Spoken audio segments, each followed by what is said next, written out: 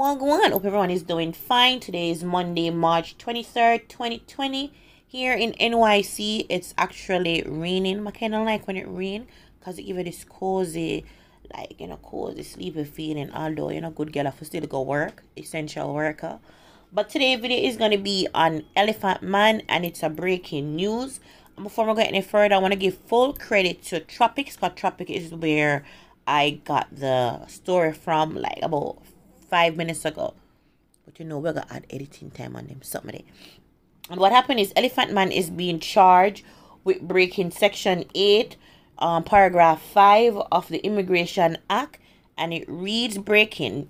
Dancehall star Elephant Man has been charged in breaching section 8 open and close bracket 5 of the Immigration Act, which mandates people arriving in Jamaica to make a truthful declaration to immigration authorities upon arrival. He is to appear in court on April 15th. And if you look to the, I don't know if it's your right, there's a paragraph of what he break.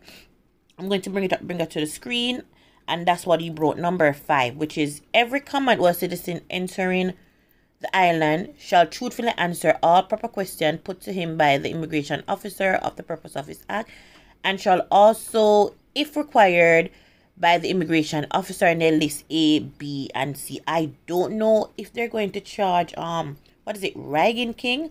Because I think Reagan King was also one who they said didn't declare. I don't know, the situation different or something like that. Please don't quote me. When you work 7 days a week, you're tired, and then you have to come home and homeschool, the brain kind of freeze. But for now, I know Elephant Man has been charged, and he won't go court until April 15th. So that's it today for today breaking news. All right, go on, stay safe and pick up on yourself.